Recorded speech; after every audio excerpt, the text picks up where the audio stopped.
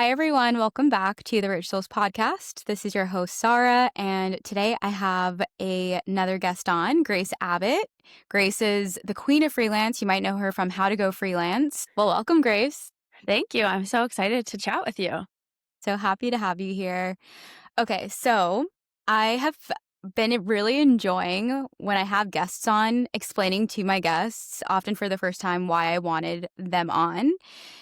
And so obviously with you, we had talked about having you on, I think maybe after my first or second episode, you're like, Like a hey, year ago. Yeah, yeah, yeah. You're like, hey, I'd be on the podcast. And I was like, okay, well, let me do my 11 solos. And then once I have guests, we'll have you on. And then the time has arrived. And as I was kind of reflecting on why it felt so resonant to have you on, it was that I think, so many, I'm sure there are new listeners here, and so many of us know you from To Be Magnetic. And I remember when I first heard you on the Expanded podcast years and years ago, I was like, this woman there's something so special about her. Like, what is it? And of course, like later learned that you have an Aries stellium, right? And just I learn more love about you in Aries. general. Yeah. But there's like something so fiery and magnetic and effervescent about you that is so special. And I'm going to be asking you questions today that hopefully highlight that. So while you are known as the freelance queen, and we're going to talk a little bit about freelance, we're more so just going to talk about you and the way you tick, because I think there's just something so medicinal in how you work that our listeners and that I can learn from. Amazing. I love that. And what a special time to share a little bit more of myself and move outside the bounds of like regular business content. And before we started, Sarah and I were talking, and I was like, at the end of the day, I'm really just a God girl, anyways. Like, this is the stuff I love to chat about. So I'm so happy to be here. Yay. Okay, so first off, just for anybody who doesn't already know who you are, how do you describe what you do? So, for years, I described myself as a brand strategist and a marketer. I'm somebody who has done every role in the marketing department and the creative department, but ultimately, I'm a multi hyphenate creative who offers myself to whoever in whatever capacity I can help in those ways. And then about a year ago, I launched a new business called How to Go Freelance, where I coach freelancers and create content to help them optimize their current freelance business to make more money or start a side hustle and start making money on their own without a job. Nice. And then I also ask folks about their human design. And so we're going to talk about your human design and your astrology because I feel like they Perfect. kind of overlap. Uh-huh. So you're a 6-2 manifester with an Aries stellium. Yes. So just to translate what that means, essentially it's a wise person who's naturally good at things. The manifester is having spurts of energy of like extreme output and then extreme rest, and also being one of the only type in human design that actually initiates. All of the other ones are more responding. Hmm. And then the Aries is just a ton of fire, go-getter energy. Is that accurate? Do you have anything you want to add in how you describe those Yeah, characteristics? totally. I mean, I guess the way I identify with manifestor is I'd always been like an all or nothing person. Like, I'm either 200% or 0%. And I can go like psycho mode in like 2 days. I could launch an entire business. And like all of a sudden, I'm just like moving through. And that also happens when I'm moving into a new home, right? Like, I will have the whole house set up in like 12 hours and I will not be tired. Like, I will paint the walls and do this and move this, that, and the other. And I think combined with Aries, it's like really crazy. One of my best friends, Connor, is a generator Aries, and we lived together for a while. And we'd be like, "It's time to do a project," and we would like get all the materials and like stay up all night. So I love that about myself. I always thought that there was something I needed to correct there. Like, if only I could find balance and not be so all or nothing, or if, like in high school, right? If only I could write 1 page of the paper a day, then I would have the paper done in 10 days. But instead, I would like wait till I had a burst of energy, which was admittedly usually at the last moment. And then I would like totally write the paper and it'd be great. Um, and then 6 2, I guess the way that I understand it is 6 is about being a role model, and sort of being the adult that your child self wished existed. So when I feel a sense of like being proud of myself. That feels like the 6 coming online. And I feel that a lot with my content and business. Like now, when I look back at the body of work I've created, I can actually look at it like a parent almost and be like, wow, good job. You made that. I don't feel that critical of it. I just feel like, so interesting. You spent time making these videos and they actually sound good and they're helping people. Like, I have that relationship with it. And then the two, I think, is that like unconscious genius slash hermit where I do need a lot of alone time. I notice I get a little bit irritated if I'm with people all the time. I need one day a week where I'm totally alone. And I don't always give that to myself, but I do notice I get a little bit irritable when I don't. And then also things kind of come naturally to me. Like I'll just know stuff without necessarily have read about it or learned about it anywhere. Like I'm really not a reader, a learner, or a studier. Like I'm a doer and I learn from that, or I just sort of know things or get information from having conversations. And then I know there's a part of that too, where like when I'm in my flow, if somebody interrupts me, like I'll get irritated about it.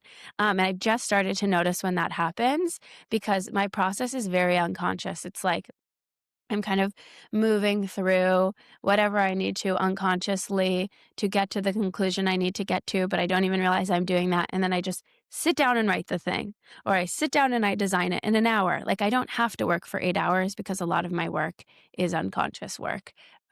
So that's what I understand about myself. Yeah, okay. And do you know your definition by chance?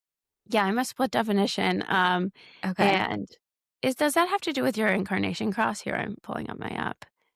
No, I don't think so. But knowing human design, there's probably some link to it. It Yeah, does have to do with your profile. yeah. Wait, So no, your profile and your incarnation cross have to do with each other. okay, I definitely have a split definition, and I know I'm meant to usher people into the new paradigm. I have a transpersonal karma. Okay. Yeah. Mhm. Yeah. So I really resonate with the 6 twos in my life because I'm a 5-1. And so both have the projection field and then also Uh-huh. have this like kind of hermit way about them. But one is more of like seeking knowledge, obviously. And two is just like being yourself. Like Yeah. I was talking to my a 2 friend just the other day. And then she was like, what did I do the past couple of days? I don't know. And I'm like, oh, you were in your two, Yeah, like totally. just recharging for days.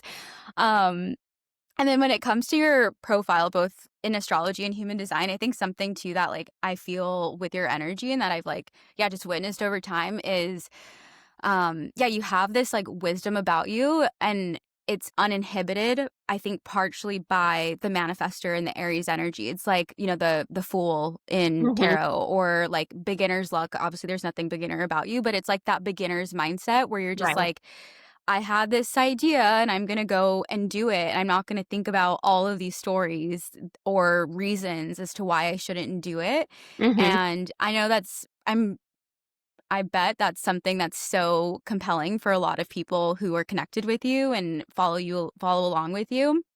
I know it's true for me. I have a Scorpio stellium, and so mine's almost the opposite. I have an Aries moon and a Libra sun, thank goodness. But Uh-huh. like, I'm like, let's stay in the dungeon and just like keep excavating, and like use that as all the reasons of like why I'm not ready. And like the one also enhances that. And so when I see you and how you show up, I'm like, okay, yeah, I can just like let me activate that Aries or like that other Mars energy, and let me just go and do this and not think too much about it. Totally. The other thing I have in my chart is my incarnation cross is the left angle cross of endeavor. So I'm literally just meant to do. Like I came here to get shit done and to help other people get shit done. And my most important gift, the first one in my incarnation cross is 21, which is about like knowing how to use resources to get a project done. And I've been thinking about that a lot in terms of I think my role is to help other people find the resources within themselves so that they can do what they need to do, whether that means like harnessing confidence or momentum or getting clear on what they have to offer. I used to think that like I always had to be the resource to help other people. Like I would be like, let me just do it for you. It actually felt like so much work to explain how to do it that I would rather just do it. But I think a part of my kind of growing up is figuring out how to point people to the resources they need or the resources in themselves so that I have more to give. Otherwise, I was just getting like dragged into like doing other people's work all the time and like practically doing their life for them.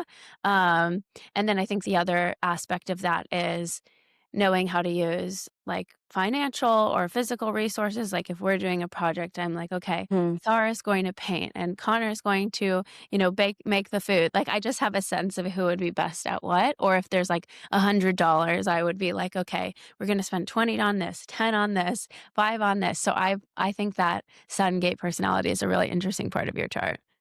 I love that. And I think too, it's like shifting from showing or giving people fish to teaching them to fish, Hmm. right? And that's Yeah. actually how we shift into the new paradigm is everybody, I think, tapping into their own agency, sovereignty, and then using whether they use tools or not, but like exemplifying their essence through what they do, and you're helping people do that in Yeah. such a myriad of ways. Because your community consists of all kinds of people who are really fundamentally interested in making money independently, right? Like, you do have the marketers, but then you have the coaches, and I think you even Mhm. have artists and others, right? Yeah.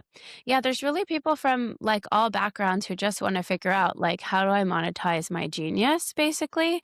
And I feel like the core of what I do is more related to, like, self-advocacy and really understanding, like, what is it that I have to offer? Who wants it? How do I speak up and get the thing that I want? How do I decide what to charge? And how do I get those words to come out of my mouth to get the money?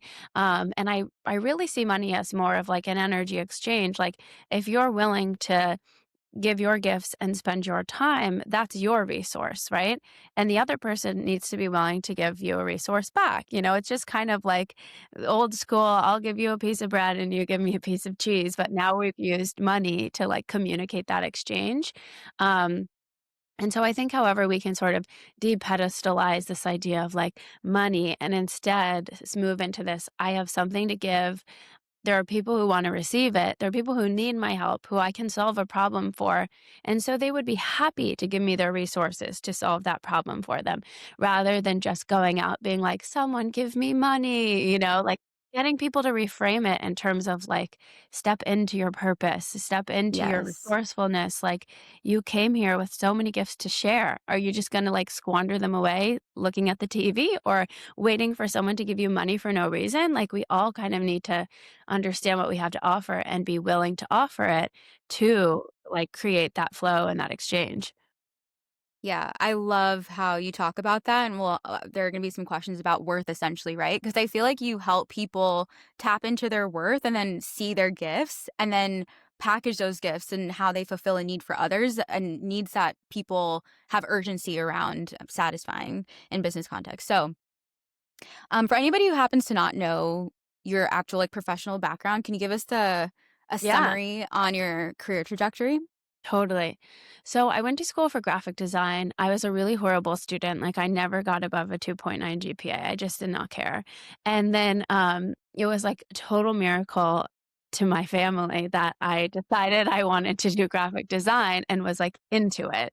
And it was all because I wanted to make something. So it was like related to the doing. I was like, I want to make a blog. What are the things that I need to make this? I need a graphic design. I need writing. I need to hire this resource. So in college, I like figured out how to set up this blog, and then I started taking graphic design courses. Eventually, went to Parsons, was really engaged in it, and then I just started networking at school. Like, I went to their associates program, so it was a lot of people that had already graduated who like worked at J. Crew or Condé Nast and like needed a freelancer to create a spread in a magazine, or they had work to refer out. So I started working that way. Not because I was like chasing freelance work or money, but because I was just kind of in the network and people would offer me stuff and I would say yes. So that's kind of how my career got started. And then at the end of college, my what is it called? My advisor connected me with a graduate um, that he thought I would have a good connection with. And I went in to connect with her and I thought like she was going to hire me for some freelance work maybe. And she gave me a job offer and she was like, here's a salary, here's this. And I was like, sick. I have a job. So my last semester of college, I had a job where I commuted to the office and I took like a couple classes that I needed to finish. And then I was like getting dressed for work and going into the office. And I just started doing these projects. And what was funny is when I got there, turns out I actually was not the best graphic designer. It was a lot of UX work and I had mostly done more like magazine things. Um, so she was like, okay, let's have Beth do the graphic design, but let's have you do strategy because you're really good at strategy. Cause I was really acquainted with like the internet and online shopping. Like my mom jokes the only reason I have a career is because I was like obsessed with Shop Pop. You know, she was like, you just spent so much time on the websites that like I already had a sense of like who would buy this and like who does it speak to and what does their marketing campaign look like. So I really had a shorthand for that. So I started making all the brand strategy decks. Like who is this product for? Why does she need it? What is her lifestyle like? What are other brands she's shopping? What are the fonts and colors that like relate to her interests here? And I started doing a lot of brand positioning work like very intuitively. And then that became my whole job. I was like turned into the lead strategist. And then I would still use my design skills to like make decks or like hop in on websites or whatever. But that was how my career started. And then in my strategy work, I had ended up doing influencer marketing strategies and Instagram strategies. Like it was very early days of that even being a thing. It was like in 2015. Um, so I would get projects where like my job was to grow the account or get influencers to follow. And so I would be like doing that and also making strategy decks.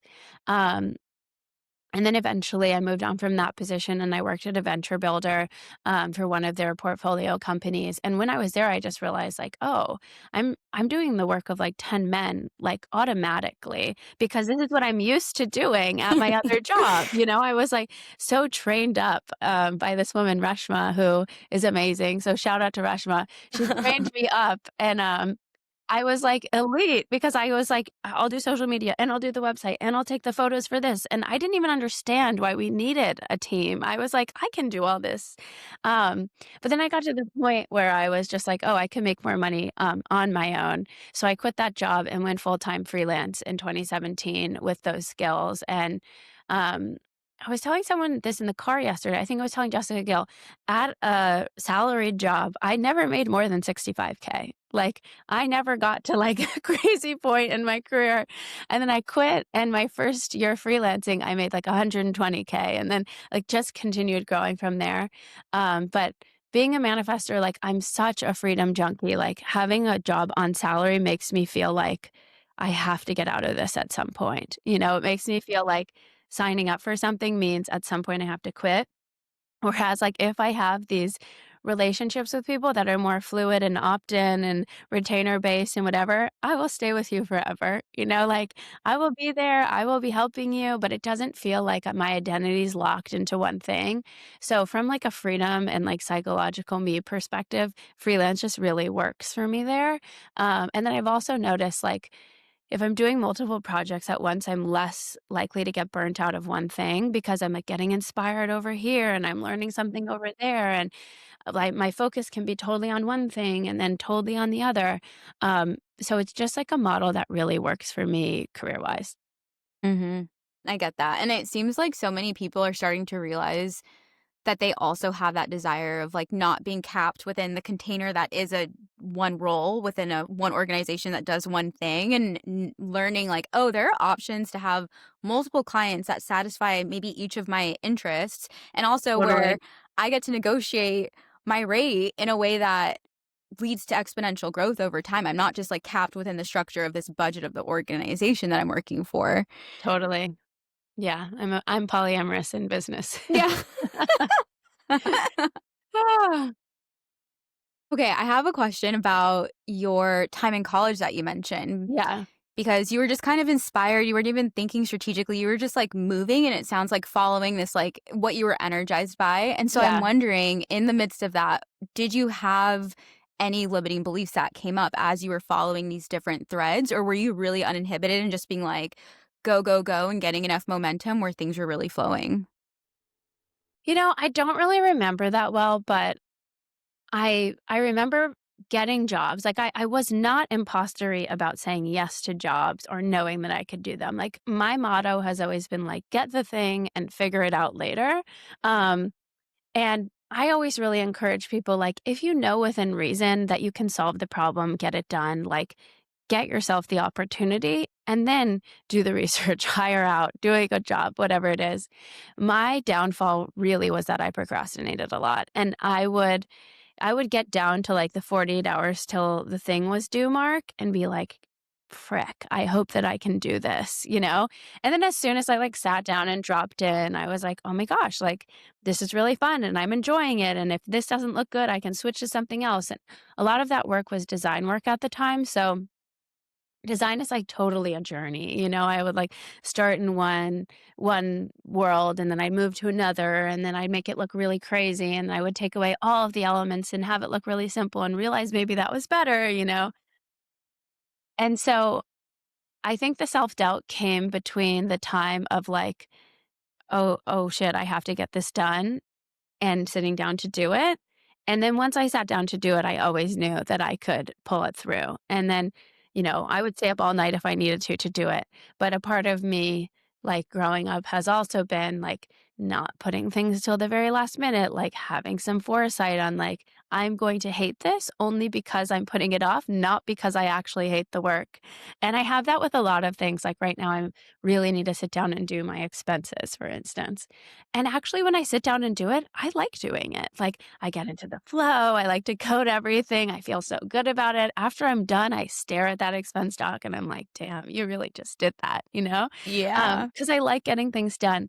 But I think the part that gives me grief is, you know, the stress between when it needs to get done and me doing it. So, sort of shortening that time or just really letting go of that stress or anxiety in between and knowing like I've never not gotten it done, right? And there's also been times where I've noticed I procrastinated on something and then I got some information at the last minute that changed the entire project. Like I actually wouldn't have been able to finish or I would have had to do the work twice if I had like built the website and then I just learned this new information about the product. So I've kind of learned to get curious about that space too because I think in my human design also I have a closed root and something around like listening to my own timing. Like if I need to send the email at 11 p.m., it's going to land in people in the best way at 11 p.m. Like I've got that.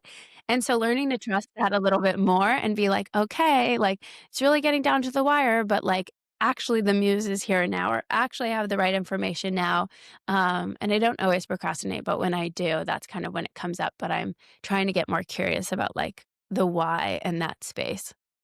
Wow, I love that. And I think that's when the tools like human design, astrology, personality systems in general can be helpful to kind of recognize like, oh, there are other ways of doing things. Because most people would say, like, oh, well, you have a procrastination problem. That might be even a self worth problem in and of Totally. itself. And like, Uh-huh. here's this whole like fictional, like mental matrix of why you're doing this. When it's like, oh, maybe you're actually just supposed to follow, which is in your human design. And I Mhm. think like in your astrology is like marching to your own beat, following your own Yeah. current.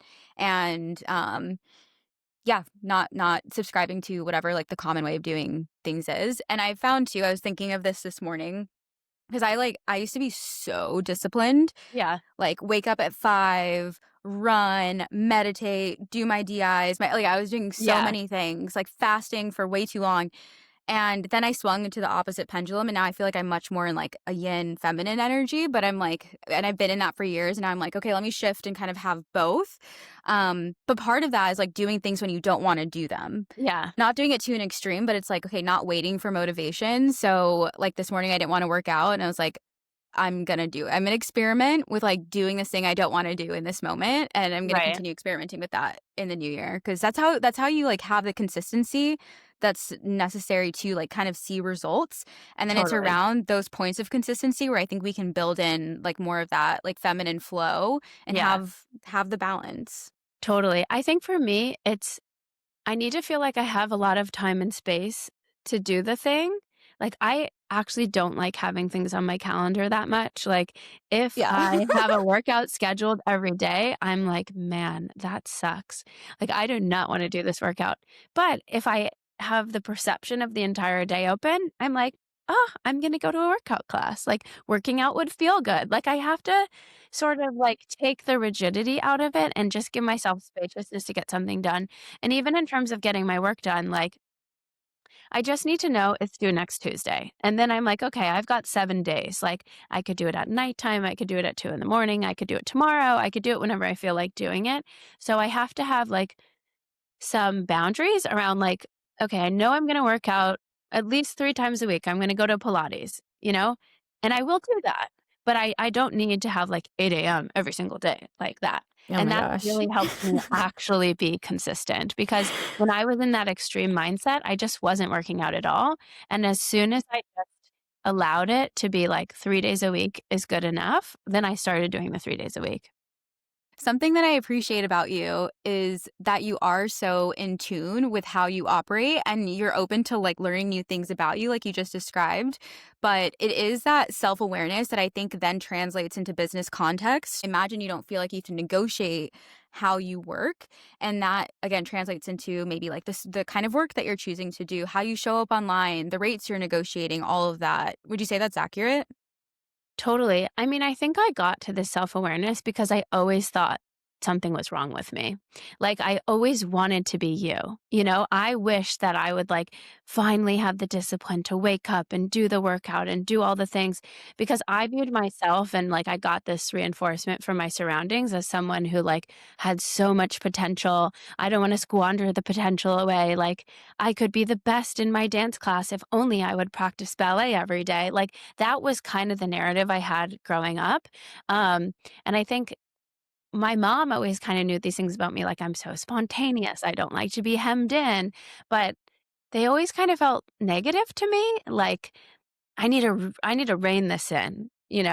And only as I became an adult and started to be like, wait, I always get the things I need to get done. Like I am fundamentally happy. Like I'm not successful. So I guess I just need to really embrace these things that like make me operate differently, like whether it's my spontaneity or my weird timing on things or the fact that I don't want to have a conventional job and just kind of drop everybody else's narratives and shoulds around the right path. And who cares if I could be the girl who went to the Ivy League school and was best in dance class, but I never tried? Like that was kind of my narrative about myself. But as I started to embrace the way that I was and really embrace my boundaries around like, I don't want a full time job and I never have wanted to. And I've had clients who have really tried to strong arm me into coming in house. And I've had to be like, look, if I come in house, I will not like this anymore. And like, I will give worse output. Like, I'll be here for you and I will go above and beyond. I will work all weekend if you need me to, but I need to do it within the boundaries that makes me feel like I can be myself. Um, so really owning the parts of myself that are different and leaning into them harder and being more clear about how I work and what that is in a way that's kind, but it's just like informing people like, this is how I am. You want a piece of me? Then this is how it's going to work. Um, that's really, really helped me, and realizing, like, I'm never gonna be the, like, wake up and grind every single day for the rest of my life person, has been profoundly helpful in, like, my career and success. Yeah, exactly. Okay. This is, I think, the medicine, right? And everybody has their version of what makes them tick and how they work. And we're all subject to obviously layers of programming of even alone in work, let alone in any other context. And I think you're such a good example. And I thank you for also sharing like that, how your mindset was growing up, that feeling like something was wrong with you. Cause I think so many of us feel that way. And it's like, oh, actually, like I am supposed to just express myself freely, whatever that means in, at any stage of our life, and that evolves. And we can value ourselves in our expression, even if it's different than anyone else. And we can be valued for that expression. And you're such an amazing example of that. So Thank for all the you. listeners, like just because Grace is saying how she works or I said how I work, like don't take that as like, okay, then I need to try this, right? We have plenty of Yeah, people telling us what to do on social media. Screw that and like really get inquisitive of like, okay, what actually feels good for me? How do I naturally operate? And just experiment with that. And you can always, change things as you go, but be open to exploring and expressing yourself in a way that feels natural to you. so well said. We can all embody the two, the natural in some way. Let's dig into some of your childhood. I want to like kind of go deeper into how you've come to Yeah. think about and relate to money because I do feel like it's been super medicinal for me to witness. What did you learn about work and money growing up? Well, my parents were entrepreneurs, and ran blue collar businesses. Like my dad had a construction company. We had a Christmas tree farm. My dad then opened like a concrete cutting shop and like bought some properties in like rural Massachusetts. Um, And so I just watched my parents start things. They also had a farm and like would go get sheep and put the sheep in there and like get chickens. It was very much like we do stuff. Like we're building a stone wall, we're opening the Christmas tree farm, we're having people from church over, like go help your dad at the office. Like that was just kind of how I related to career. And then I think when I was like 11, I started my own business called Variety Creations. And I bought like visors. I think my dad had like an embroiderer person. I had visors that said Variety Creations on them. And then I remember like working on the computer in the hall and making like my services list. And it was like, I can do cleaning, I can bake cakes, I could do graphic design, like, I listed out everything I could perform at a dance performance, and I made my, like, services list, and then I started telling people, like, "I have Variety Creations, here's everything that I can do," you know? Oh True my gosh. multi-hyphenate. Um, Yeah. and I think I got, like, 3 jobs, like, a man from church paid me, like, $7 to come clean his house, and it was so disgusting, and, like, I went over for, like, hours, like, cleaning to make my $7, and then, I lived right next door to a Renaissance fair. It was, like, this property that was always turning over, like, it used to be a horse ranch, and then it turned into a Renaissance fair, and then I think it turned into, like, an EDM festival, and then it turned back into a Renaissance fair, and it's, like, really hilarious because if you Google, like, Abbott Tree Farm, where our Christmas tree farm was, the photos are just, like, Gandalf in the woods because there were literally, like, Gandalf-like people from the Ren Fair wandering around in the woods, and I grew up on 36 acres of land, like, on part of the Appalachian Trail, and so I really had, like, an outdoor childhood full of that kind of stuff, and one day, my friend and I were like, "Let's call the Renaissance Fair and see if they need any baked goods, for the fair." So we call, we're like, "Hey, it's the neighbors, like, do you want any cakes?" And they're like, "That sounds great." So we, like, Oh my slaved gosh. away making so many cakes, and then we called back, we're like, "The cakes are ready, when can we drop them off?" And they were like, "Oh, the Renaissance Fair isn't for 6 months." Like, so then we just had all of these cakes, and I had, this woman, I think, like, from church or something, came to pick something up, and I sold the cake to her for $20, which was, like, huge amount of money. I think it was, like, a box, like, Betty Crocker cake. Um, so that was sort of, like, my foray into, like, business and how I viewed things, and so when I had a skill that I could make money on, the graphic design, I just would offer it. I'd be like, "Hey, I can do this. Do you need help?" And then people would think of me and be like, my very first job ever, which I did not include, was for this woman, Vicky, who had a viral Facebook page called Joy of Mom. And my best friend's college roommate was like, "Vicky needs help on her page. Like, will you help?" And I'd taken one graphic design class, and all I'd done is design a CD cover. Like, I think I sucked. And I made graphics that said like grandmas are mommies with sprinkles, and it would be like a picture of a cupcake with So sprinkles on good. it. I know, and she was also like so intense. Like the graphics had to be perfect and like, "Where's the picture of the adorable puppy?" I'm like, "I don't know where the picture of the adorable puppy is." I like got anxiety for the first time. I'd be like driving and make my mom pull over so I could tether and like find the picture of the puppy. That was when I was like 19 and I was getting paid like $500 a month. So I was like balling, like buying fry boots on the weekends in college. Um, so that's kind of how I became how I am around business. Oh my gosh. Do you think you had any beliefs, positive or negative, from those early childhood days that have served you well in your business? Yeah, I mean, I think what really was hammered into me growing up, from like a spiritual perspective and a business perspective and just a moral perspective, was that I had something to give.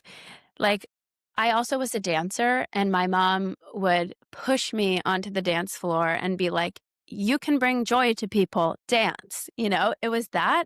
And so there's like a positive and a negative side to everything that included. One is that I truly believed I had something to give. And that serves me today because I feel like, of course, I'll always have work. I have so much to give and people need my help. I had that ingrained in me. But then on the flip, I really had to learn boundaries around like, who do I want to give that to? And how do I give within reason? And how do I not give all of myself? And what do I want to give versus what do I want to keep for myself? Um, and I also had some guilt around like, if I'm not giving, why? And am I being selfish? Like, I had to let go of a lot of like selfishness beliefs around myself to really step into, you know, feeling like I can give from a place of just like an overflowing cup rather than from a everybody needs something from me all the time. And I've had a lot of periods where like I've gone through like a lot of irritation around like everybody's always nagging me to do something like my mom needs the invitation for the party designed and my sister needs me to find her a job and that person that I met at the party is now trying to get me to do this and my client wants me to do this and I'm trading with my friend and I'm doing this for free. Like all of that has felt like so heavy and so much over the years. And it really hasn't in a while, but that has definitely been the biggest thing that I've had to get better at is one, having my emotional authority in human design, being like, let me think about this, right? And being like, wow, I would love to help you with this invitation for the party, but I'm going to have to get back to you. And then realizing, oh, I could just refer them to somebody else if I don't want to do it. Or maybe it does take me 10 minutes while I'm watching TV and I'm happy to do it. So giving myself some space to figure out what it is that I want to take on has been really huge. And not doing things because I'm being a people pleaser and because I feel like I want this person to like me, or if I do this for them, then they can't get rid of me because I've demonstrated how valuable I am. And that has followed me like into my dating life too, right? Because I'm such a capable, lots to give person that instead of just allowing myself to be loved for just being, I'm like, I can tap dance and I can design your website and I can help you with this. And look how pretty I am. Like, it has really been a whole like, "Oh, look at this show. You don't want to get rid of me, right?" And so really pulling all that back and like being okay with just like being and not having to overgive anything to be loved and to get opportunities has been like a big practice for me. Wow. Yeah.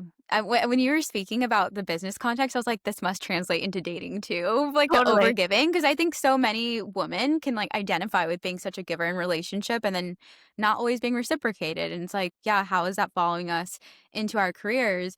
And it's funny you mention this point of overgiving and how I imagine too, like informing people of like what your preferences are is also coming into play, like using Mhm. your strategy. But I actually just realized that's something that I need to work through is like this over functioning of like, yeah, let me do all of the things Yeah, just because I can and do it exceptionally well. Often things you didn't even ask for.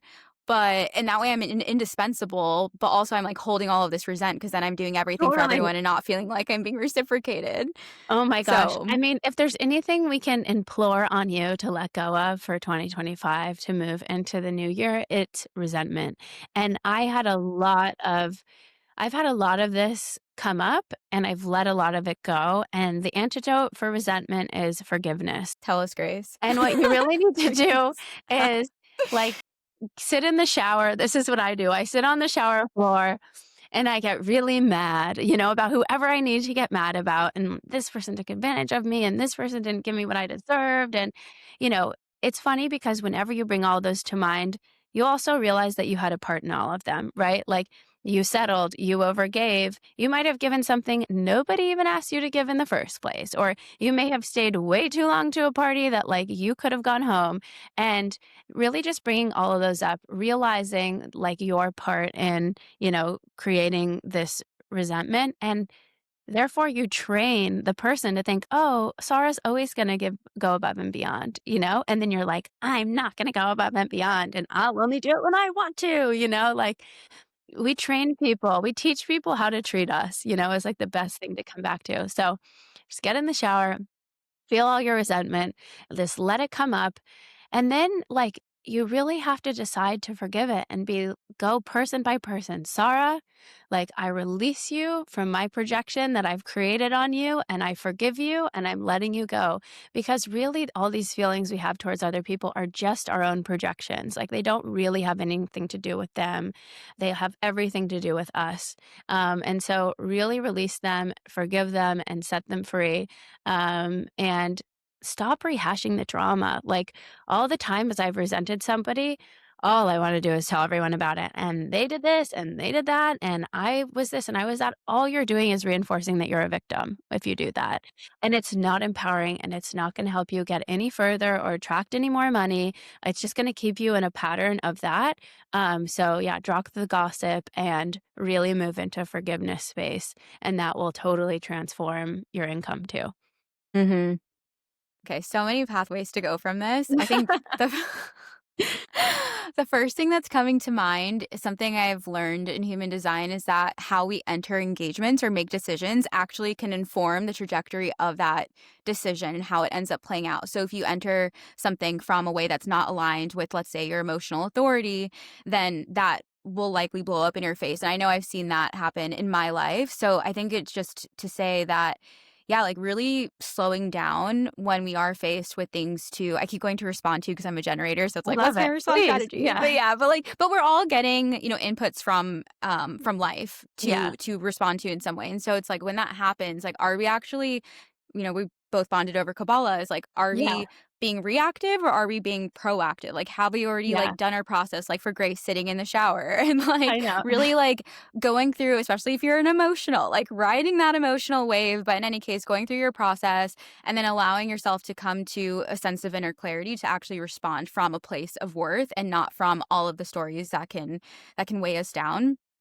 Speaking about your process, I remember because I had booked a couple of office hour sessions with you when I was getting ready to leave my corporate job. And I was talking about all of the emotional weight with it, like, Yeah. as one does, as I'm sure so many people can relate. And something that you told me several things in those sessions where I was like, yeah, Grace, like I thought I understood. And then it wasn't until I took the leap and was in my own process where I was like, this is what grace means because God, tell me, what were they? yeah, so one that's coming to mind right now, it's like one of the two ones that like really stuck with me. I'm forgetting the other one right now, but the one right now that's relevant to process is, I was telling you like, oh, I've got to unblock, I've got to do this aligned action, I've got to do all of these things to kind of like stay in my hole to feel ready enough to actually make the decision and leave that job. Yeah. And then I was talking about like some of the relational dynamics, like, oh, there's all of this, it's so karmic. And you're like something along the lines of like, well, Saara, like what if you just sat with your feelings? Like, I don't know if you actually have to do all of this unblocking and go through all this journaling and all this other process you're talking about. What if you just set a timer for like 10, 20 minutes and then just didn't distract yourself and really just sat and see what comes up in your feelings? And yeah, it's like, it sounds so simple. And we often hear people like, oh, but did you really feel your feelings? And then, about tree time, like over the summer, spring, I Yeah. was like going under trees and that's exactly what would happen. I would just be out there and I would be looking at a tree and then I would just witness and feel like so many emotional and like memory currents just flow through me. And then I would feel this really deep release that I wasn't necessarily getting in other places that felt so cathartic. And I was like, oh, I think this is what grace meant. And it's like, it's so simple and it can be that simple in processing our feelings and experiences and moving more quickly because it's like quicker we can move, not that the goal is always to move quickly because obviously we do that plenty. If anything, there's an argument for slowing down, but the quicker we can move through our shit, which is to say to just allow that contained time to see it, be with it, then the sooner we can clear our channel to be able to receive new insights and then to act in ways that are going to benefit us and the greater good.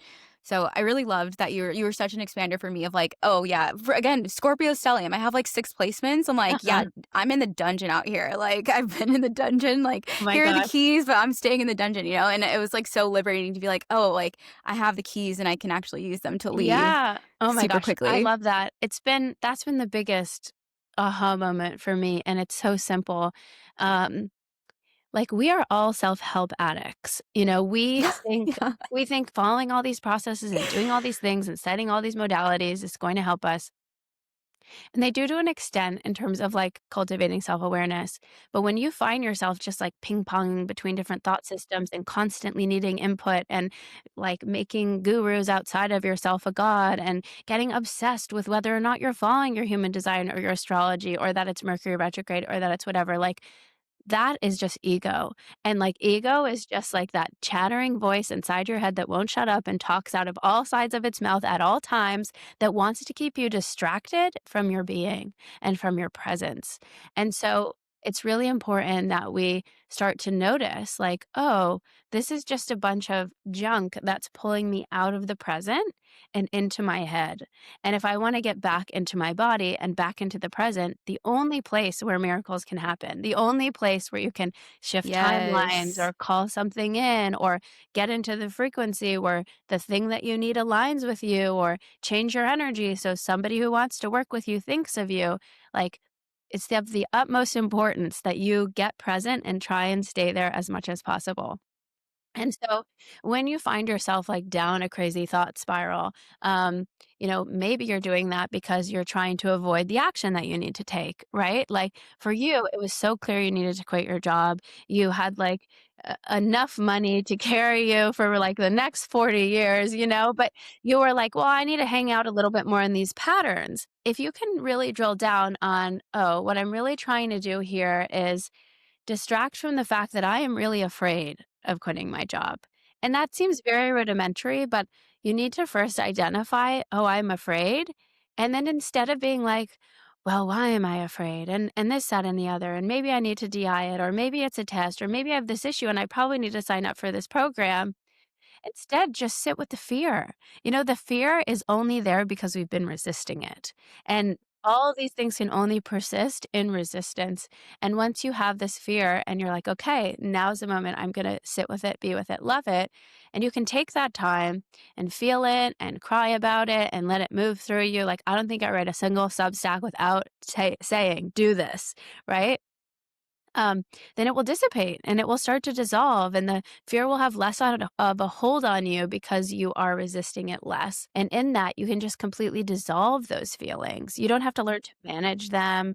You don't have to reprogram them. You don't have to action away from them, which would be my go to. I would avoid feeling feelings by taking radical action, which would get me closer to what I was wanting, but I still was doing it with the fear. So, as much as you can feel your feelings and then take the move, it's going to be so much more aligned and you're going to be so much lighter to do it. Mm-hmm.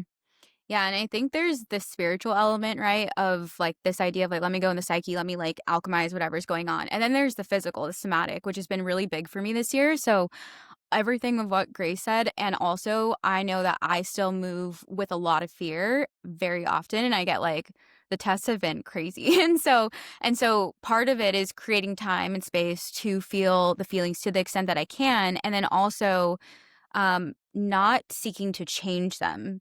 And in that, sometimes they dissipate, but honestly, oftentimes they don't, or they come back, Yeah, within the same day if I'm having to move through a fear through an aligned action. And so I think it's also just, it's, yeah, the lack of resistance, that's huge for feeling it. It's the desire to be with it and not change it. And then it's moving with fear anyway. Cause I think sometimes I have a perfectionistic mindset. And so sometimes I'm like, oh, I have to like regulate my way out. Like, let me journal, let me breath work, let me do all of my practices yeah, to like iron out this inner kink. But sometimes it's like, no, just move forward and know that like totally, fear is natural. Like we're not gonna like deprogram fear. totally. And a lot of times, as you make bold choices and move forward with the fear, you demonstrate to yourself, oh, that wasn't that scary. Oh, I could do it. And having that evidence is so key. So, if you're also in a moment of fear right now, it could be helpful to look back at your own patterning and realize, like, I've always been okay. It always works out when I do this.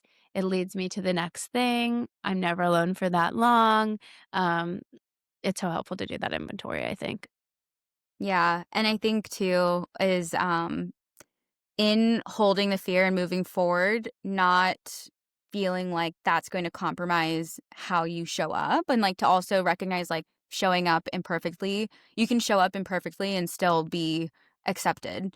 And your Mhm. your worth, like that doesn't change your worth just because you feel a fear.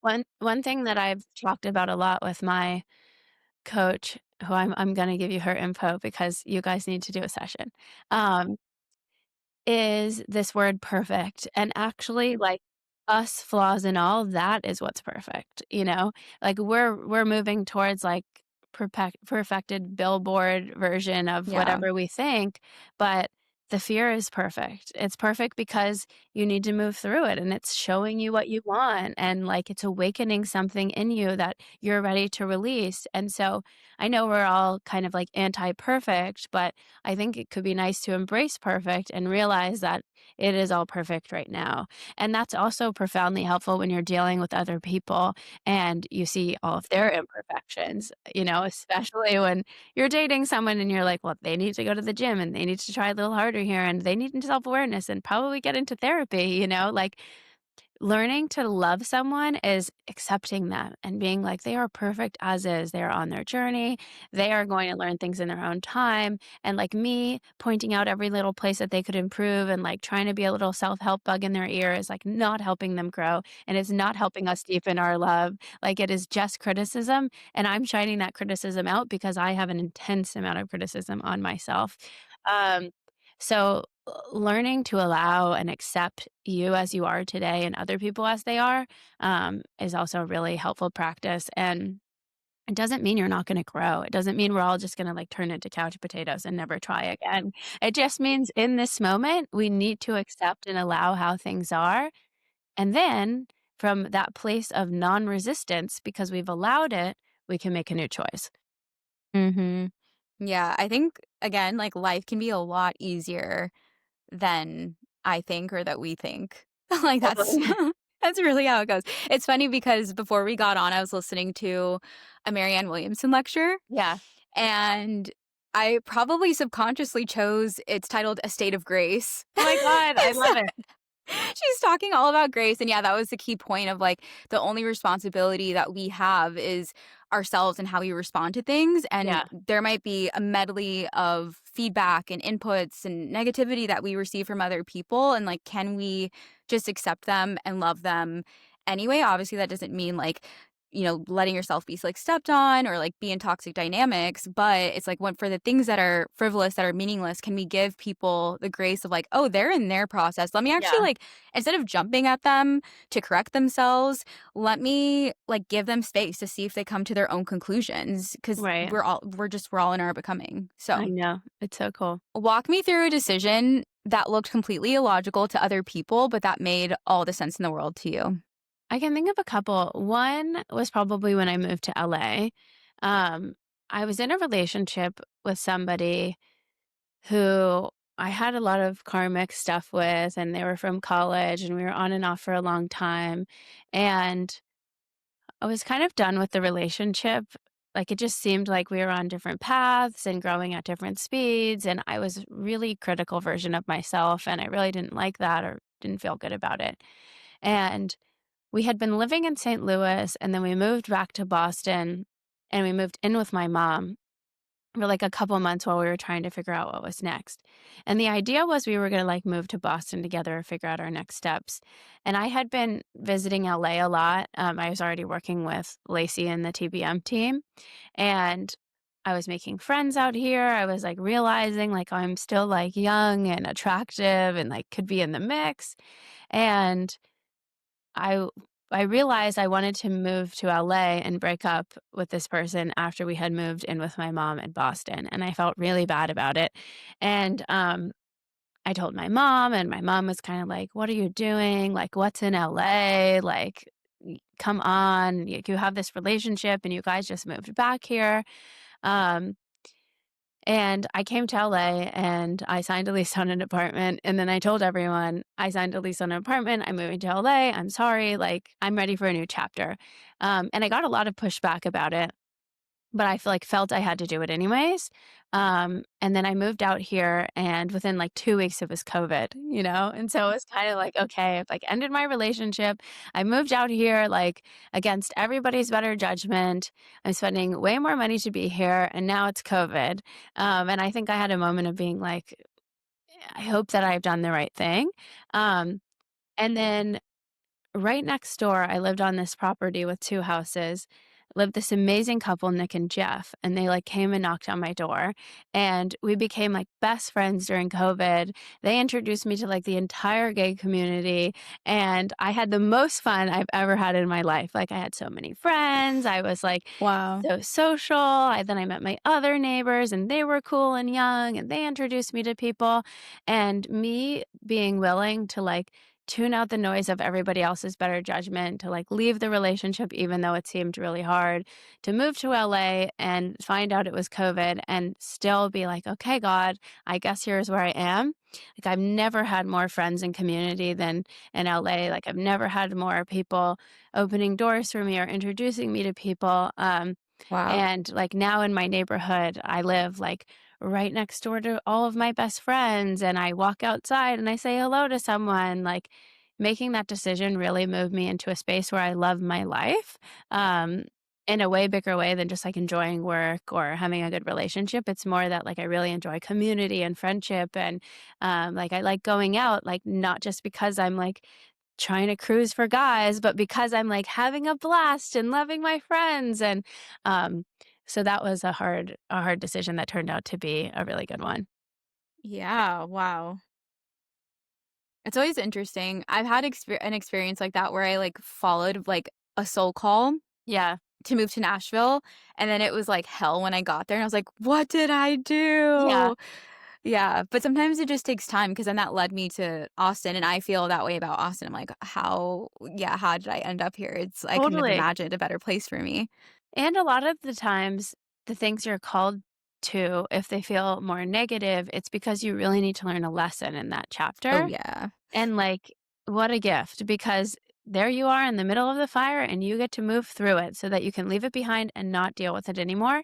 And I think, like, I see life as like this video game now where we're kind of like moving from thing to thing so that we can let go of like any last pieces that we need to be rid of. And I think it will probably continue our whole lives. But when you commit to that process, it's amazing to like look at yourself and be like, wow, look at the person I've become. And I'm not carrying that thing anymore. And I'm genuinely process this trigger and let it go. And now I'm a much more embodied, confident version of myself. Like before I started posting for How to Go Freelance, I remember laying in bed being like, I will sooner die than post myself on TikTok. Like, I felt like fear and embarrassment and what will people think of me? And here are the 10 people that aren't going to like it or have something to say about it. And like, I felt completely gripped. Like, on one hand, what if I never do it? And on the other hand, what if I do it? And that will be mortifying.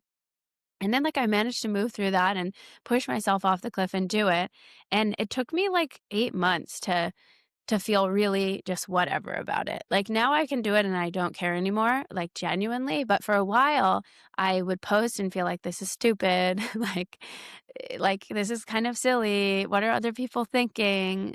I can't believe I'm doing this." And now I just see it as like, "Oh, output. I made something. Hope this helps someone." Um but yeah, it's amazing to start looking at life in the way that everything is a vehicle for growth and then watch yourself transform that way. Absolutely. And also, just to highlight something you just said when you're creating a TikTok or I'm sure any piece of content where you said, I hope this helps somebody. You're like, I made this thing and now I hope it helps somebody. And I think too, having the mindset of the shift to how can this thing that I'm creating on the internet be of service to somebody versus be a reflection of me and all my insecurities and all my fears Yeah, about who might be saying what. That's been something I'm shifting into and it's yeah, helping a ton. totally.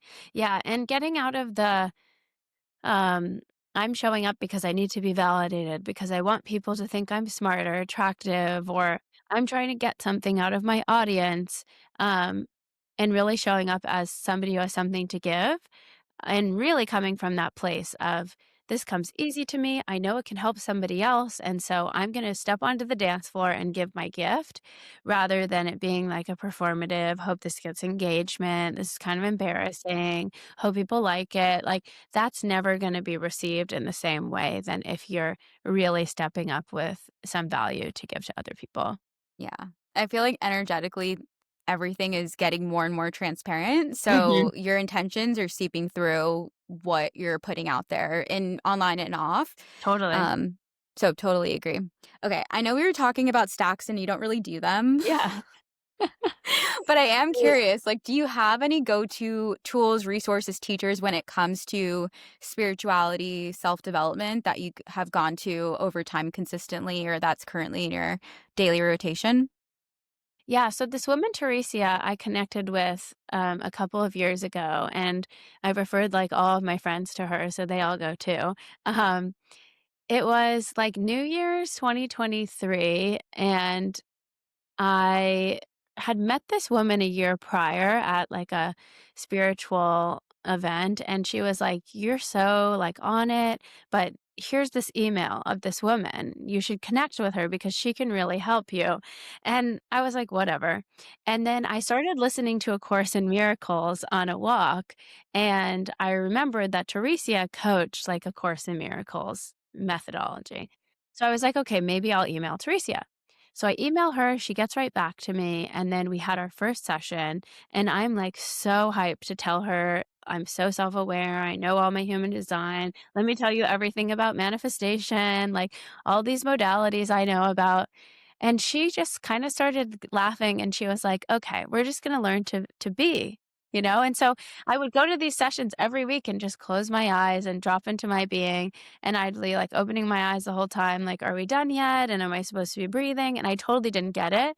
Um, and then after a while, I learned like how to be with myself and then how to feel my feelings. And I saw Teresia every single week for 2 years. And only this year have I started seeing her like once a month. So she is really the reason I'm such an advocate for feeling your feelings and being with whatever arises. And the more you do that, the less you need other things because you realize like it really is that simple and everything's just trying to get you back into your being, whether it's a modality, a teaching, a teacher. Everybody's just trying to get you to tune in so that you can connect. Um, so as my work with her progressed, I got better and better at doing it by myself, where I would say, "Oh, a trigger's come up. Fear is here. Let me be with the fear. Then let me make that decision." And now it's become more of my automatic operating system. And still, like, I'll go once a month and I have like things in my head where I'm like, I'm judging this person or I'm anxious about this or whatever. And her point of view is that every judgment you have about somebody else is a judgment that you have on yourself. And we really will go through it. Like if I was like, I'm judging Saara, and she's like, well, why are you judging Saara? And I'd rattle off every reason I was judging you.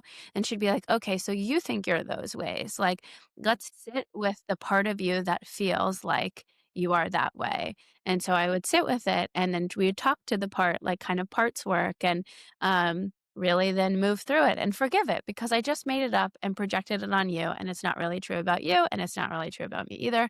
Um, so I worked with her and doing that kind of methodology for a while. I also was into studying Kabbalah for a while. I went to the Kabbalah Center and took the class, and there are a lot of helpful principles. I think like being proactive instead of reactive, having certainty that everything is from the creator, from God, from the universe, and so it's good and it's all pushing us towards our higher growth.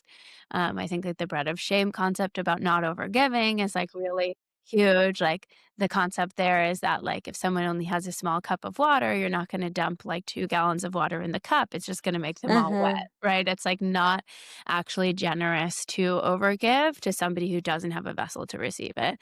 What I found with Kabbalah is like sometimes it got like so technical and kind of like if you do this and then that and if you evil eye then this and I was like, "Wait a second, that's just like another human operating system, like, to help us Yeah. navigate this," and I need to just come back to the not thinking and the Yes.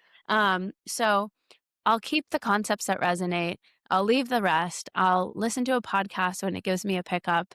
I won't when I feel like it's just a distraction from me actually being with myself. So that's kind of my spiritual upbringing. And this is for another whole podcast, but a lot of people know I grew up in Christian Science. So I grew up very spiritual, like really believing since day one, like I'm a spiritual expression of God, like I am, and God is love.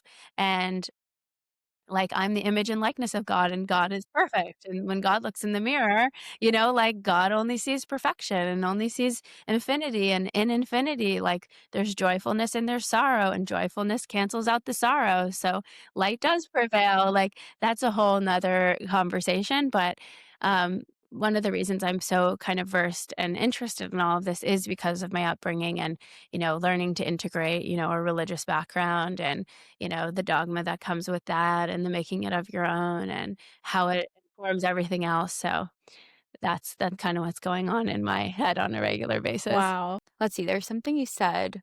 Oh, yes, about Kabbalah and, like, really any other system. Yeah. It's like, if we're falling into the trap of if I do Yeah. this, then yeah, we are just kind of living within, I feel like you called it like a human OS, if I'm remembering correctly. But yeah, it's just like a mental framework that just doesn't exist. And it does take us out of the present moment. It's like, okay, if we're relating to a tool or a teaching or a resource that way, then it's kind of like the shadow side of Mhm. leveraging these things. And I think, with the new paradigm, I wanted to mention this earlier because I'm curious Yeah. of your thoughts on it. But in my mind, like, and my, like, the way I feel about the new paradigm and how it's manifesting for me, at least, is like this call to sovereignty, of like being truly an independent agent, meaning, yeah, not necessarily blindly subscribing to any which thing or what somebody says, but being able to take in the information and have discernment about how it resonates with us, and sure, use it to inform how we move through the world. But yeah, to not put anything on a pedestal above our own inner knowing and like the vessel that we create, and to receive direct input that only we can receive from God in any given moment when we are kind of doing our thing and marching to our own beat. Mhm. I love that. Yeah, as you were talking, I was just thinking about like, we're letting go of all of these things that we feel like are negative or not serving us or that we don't need anymore, that we're ready to transcend so that we can be more of ourselves. But really, the last thing we need to let go of is our sense of self. And we stay Ooh. so embroiled in I like these positive things about myself. Like, oh, you Mhm. did a good job on that. Like we're happy to keep the positive sense of ego and to really get to the next level, that is what we have to drop.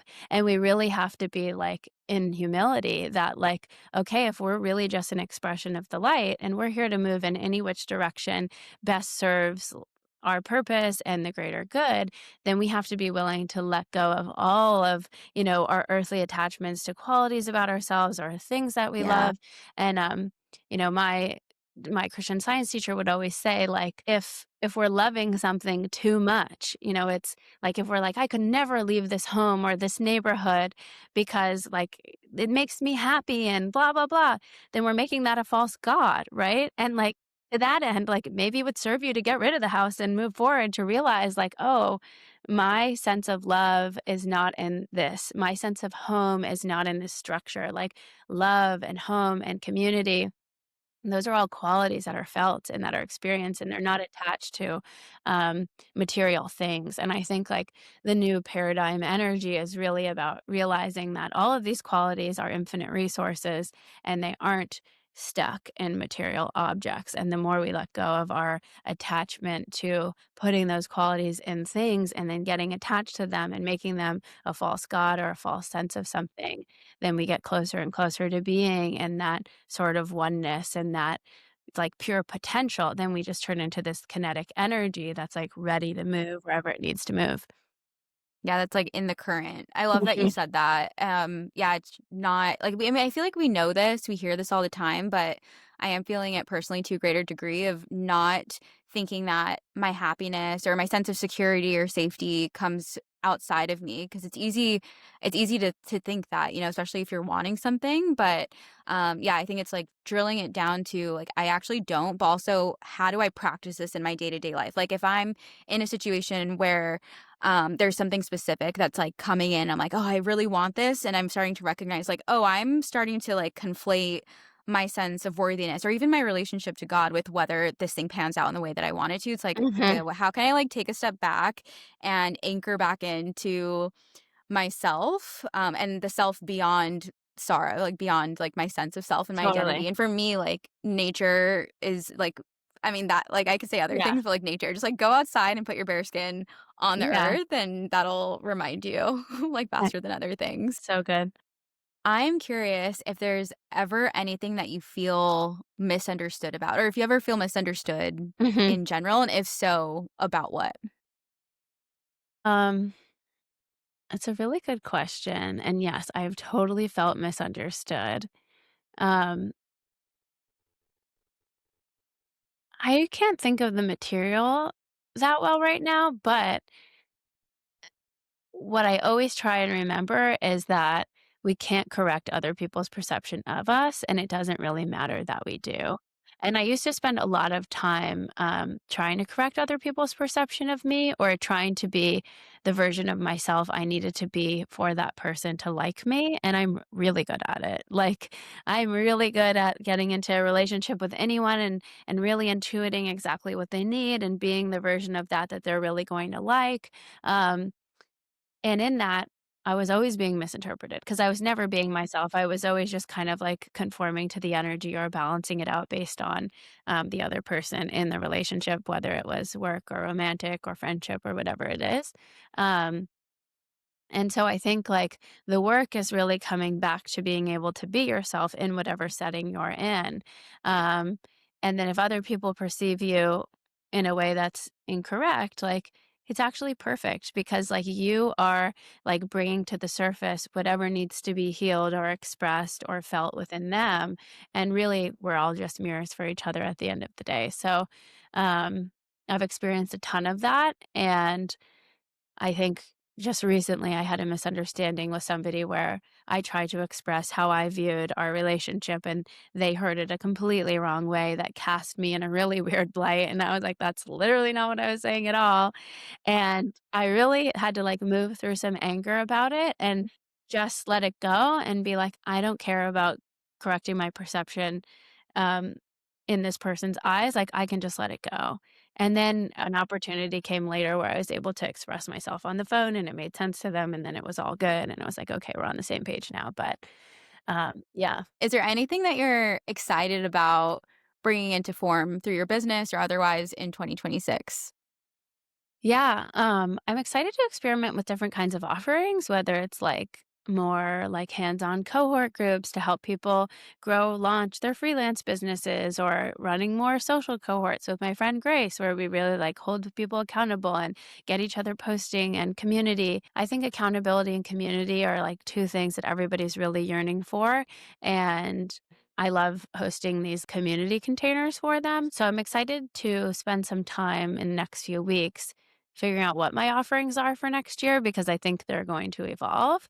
And then sharing them with people and being like, who wants this? You know, like let's have a group of 10 or, 15 and see how we can all learn and grow together.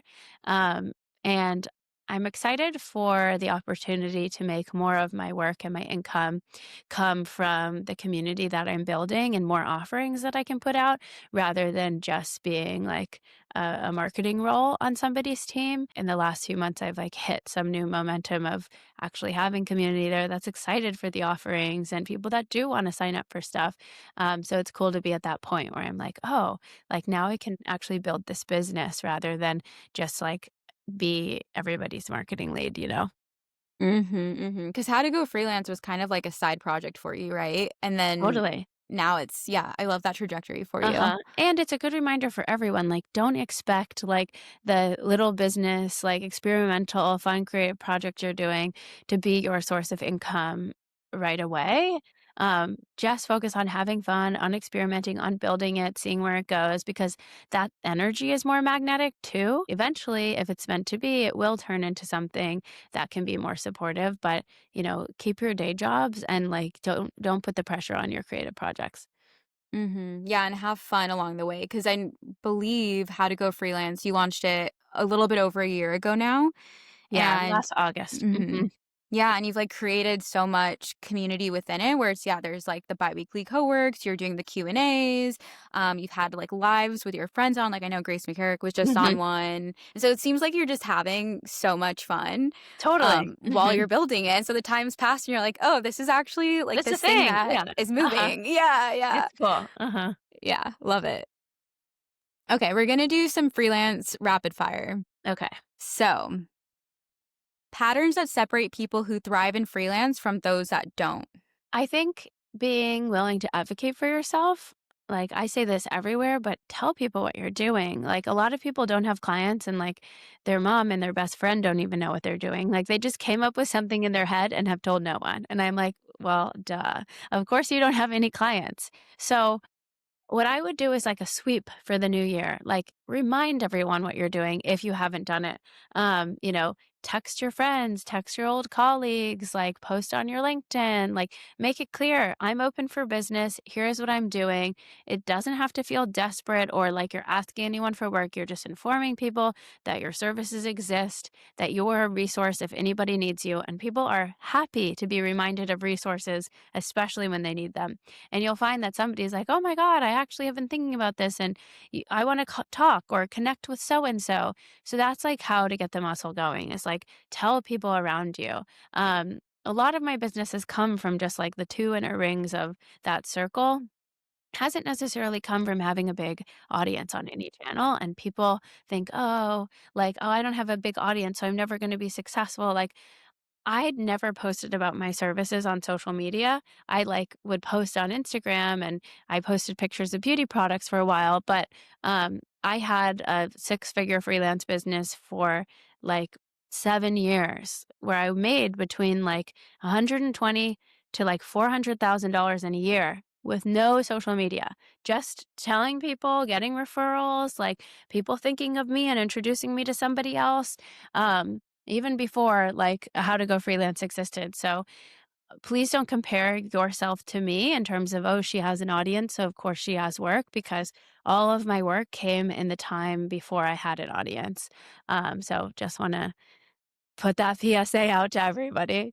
Yeah, I love that. I love that, like, that's your background. That was something was so expansive to me because I also wasn't online. And then the other thing too that I think you're, like, speaking into what you just named is, like, being friendly. Like, one Hmm. of your clients just came in through your Pilates studio where you were Yeah, just going and having fun and, like, investing in this interest of yours, and, yeah, there's so many opportunities to just organically connect with people, and then suddenly they're like, what do you do?" And they're because totally. they wanna work with you. They don't Hmm. necessarily even care about what you do unless sometimes it matches their need, and it's like the stars align that way. Totally. So I Yeah. think you're Be such a a good good example of vibe. that. Hmm. Be a good vibe, Yeah. absolutely. Okay, what people get wrong about picking a service area or title. Um, What I think they get wrong about it is they get stuck on one that isn't working for them. And I think you need to sort of respond to the feedback you're getting. So if you've picked something really eccentric and non-direct, like if you're like an energetic, expander coach, like nobody's searching for that. And like this many people understand what it is. So be something more specific to a need that can be met through a business function. Or if you're a coach, what is the fundamental thing you're helping people move through? Is it motivation? Is it anxiety? Is it sense of self? Speak to the pain point that your target customer has, or use a title that people are searching for. And don't get caught up on being like too clever because nobody will be able to understand what you do. And if you've tried a title for a while and you're not getting any bites, change it. Like, don't think, oh, there's something wrong with me. Nobody likes me or wants me. Just try something new. I think we forget that, like, we don't want to keep on like doing the same thing over and over again that's not working. Doesn't mean anything's wrong with you. Just try a new path until you find the one that feels good. Okay, we talked a little bit about this, why developing your network matters, or maybe how to develop your network. I think it's the being friendly. Like, make friends, tell people what you do, give ideas in conversation with people organically, offer to help people for free, like do all of that stuff. Like I did so much like free and trade and cheap until I got to the point where like I'm so busy, I have to say no to some of these things and set boundaries. And I think when you're first starting out, like is correct to do those things. Like you need to give people an opportunity to like see what you've got and definitely don't do that like 100% of the time. Like if you want to leave some space open to do favors in your week, make sure it's only like 20% of your time and the rest of the time is paid. But I think also like some of this manifestation, no settling rhetoric has left people a little bit entitled in terms of feeling like I'm only going to do what's in my worth and what I deserve. Like, nobody cares, like they just need to have a need met. And like, you have an opportunity to get in the door, get paid, yes or no. Like, do you want to take it or do you not want to take it? Um, so yeah. Again, it can be easy. And I think too, something I like wanted to mention on this is like, because you're such a girl's girl. Like you're such a cheerleader for so many people in your community. And I feel like that's kind of been cultivated organically within the How to Go Freelance community is like members will reach out to other members and just say like, hey, want to have a quick coffee chat, and then just Mhm. like subscribe to each other's Substacks and It's things. And so I think nice. that, yeah, it's so nice. So I think it's like, yes, being friendly, like even online and in the communities you're in, and like joining communities that align with you, like How to Go Freelance, where people are doing things that are similar to you and that you can just like connect for the sake of connecting. And if there's ever any kind of overlap, then there is. But it never hurts to have too many friends unless you have No. problems saying no to like hanging out a lot. But generally, like it doesn't hurt to have friends. No, and, like, it's called social media, like, we're not all just popping on to post a content calendar, like, you need to be going on to connect and comment and add value. I think the biggest unlock for me in having successful social presence so far was just, like, learning to be myself online, like, instead of being Mm-hmm. so calculated, like, I'm not thinking too hard when I'm leaving a comment on someone's thing. I'm just genuinely, like, ready to make their day or thought it was interesting or, like, be the energy that you want to receive on your social feed, like you can't go on, post stuff, be silent and be like, nobody likes me, like you have to be the first one on the dance floor, make the move, like reach out, provide value, leave the comment. Like community is everything in terms of growing your business online. Mhm. And I think too, on the point of providing value, just trusting that the way that you organically want to express yourself online is a value without you having to curate yourself, Hmm. whether it's through a comment or a piece of content that you're creating. Right. Okay, the role of self-worth in freelancing. I mean, I think it starts with self-awareness and knowing like historically have been a people pleaser, so doing these kinds of roles is not going to be good for me, right? It's going to be actually pushing myself out of my comfort zone and not going above and beyond. That's going to serve my growth, right? Yeah. Um, Yeah. I've had a lot of roles where like I've gotten hired and I could have just like started doing everything, and I've literally had to like put the brakes on myself and be like, don't give the idea. Like, don't speak up, don't do the extra thing, because it was not serving me to, like, get into that overgiving space, and, like, I historically give so, so, so, so much, so that has been, like, a really big shift, and having discernment and knowing where am I gonna give, where am I not going to give, and to that end, if you're somebody who usually holds back and doesn't share the extra thing or doesn't speak up in meetings, or doesn't go above and beyond when you want to, your job is to do it, is to give a little bit of extra, is to speak up and share the idea. One of my friends gave this example that she was working for this company and she's never led a meeting. And they hired this new girl, and the new girl just started leading all the meetings. And she was like, who is this girl? And why is she leading the meetings now? And then she realized, wait, I could have led a meeting for like the last 2 years and I've never done it. And then she was really expanded to actually speak up and start sharing and lead the next meeting. And she realized, oh, I actually really like doing this, but I just never thought that I could. I always just thought somebody else would do it. So I think self worth has a lot to do with understanding where you need to push yourself and set boundaries um, from a embodied place and not like a stubborn, like not constructive place. Mhm. I love that answer. It's so true. And I hadn't thought of it that way. Like self-awareness is self-worth. Hmm. Okay, that's it for rapid fires. Now we're going to move into the closing questions. Thank you Love so much it. for being on. This has Of been so course. fun. And now I'm realizing I'm like, we could have gone so much deeper into spirituality and God, but future episode. For another day. Love it. Yeah. Okay. What makes your soul feel rich? Um, what makes my soul feel rich? I think Those moments where I feel like a really deep gratitude, which usually come after like going out with my friends and dancing and like being totally present and connecting with other people. It's definitely those moments where I'm really dropped in, connecting with other people, and where I'm just like enjoying life and just like doing something silly or unproductive, and I just really drop into like, wow, like I get to do whatever I want. Like here I am enjoying life, and I'm so grateful I got to do this. I'm so grateful I get to make good decisions, bad decisions, all of the things. Like it's all material for the soul. So I think whenever I have those moments of knowing, um, I can really drop into like that richness. That's beautiful. What's the essence that you bring to the world? I think that I make other people feel like they can do it. Like I've been thinking a lot about what people really get out of like a session with me or a conversation with me, and I actually took all my testimonials and put them in ChatGPT, and I was like, "What are people getting out of this?" And the biggest thing was that they felt empowered, and they left our meetings being like, "I'm energized to go move forward and do something."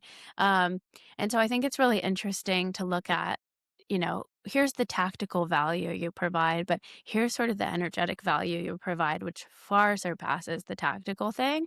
And if I can leave like any and all conversations with the other person feeling like uplifted and energized and more sure of themselves. And I also have a defined ego in human design. So I give everybody a little bit of that. Um, I think like that's the essence that I bring. I love that. Where can people find you and work with you? So, howtogofreelance.com is my website, and you can find all of my links there. I have an e course called How to Go Freelance, which is really a step by step guide, everything you need to know to start freelancing or to optimize your current business. On Substack, I'm How to Go Freelance, and I feel like my strongest, most interesting community is there. And I'm publishing articles a couple times a month. I also host biweekly co-works and Q&As, so that's a really fun place to connect with other freelancers too. I'm How to Go Freelance on Instagram, and then on TikTok, I'm Ask Grace because I got locked out of the How to Go Freelance account. So you can check me out at any of those places. And, I would say on TikTok, I have, like, the most video output because I, like, really experiment there. Um, but yeah, that's where you can find me online. Yeah, and just speaking to all of your platforms, even separately from the course, you like are so generous with the information that you put out. So highly recommend if you're at all interested in freelancing or you already have a freelance business is to go to Grace's page and see all of the amazing hacks and how she distills this like magical way that she thinks and moves through the world into content. And then of course in the course too, which I have and is super helpful, especially when you're talking about like taking your services and actually being able to frame them in a way that is going to resonate with people, not just like Mhm. kind of satisfy your ego. Like there's Yeah. some really good content in there about that, and of course all of the and contracts, Yeah. taxes, like, yeah, Yeah, all all the the good things. information, yeah. Yeah. Well, thank you, Grace. Yeah, thank you It's so been much so for having me. fun.